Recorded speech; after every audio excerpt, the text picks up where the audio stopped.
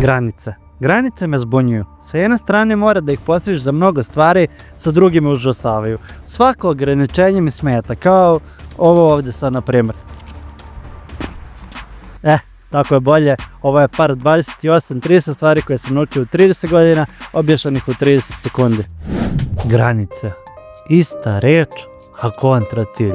Reči su jednog poznatog mladog apatinskog pesnika. Ali zanimljivo jeste koliko je neophodno da neke postavimo, jer ne možemo ljudima dozvoliti neke stvari. A sa druge strane, nervira nas kad nama neko nameće. Na poslu, u životu, pa i ove državne čak. Bitno je samo da ih razlikujemo. Dobro je postaviti ih da zaštitimo sebe, a važno je poštovati tuđe koje su vezane za njih. Ali moramo se truditi da ne dođemo u situaciju gdje drugi ljudi postavljaju granice za nas.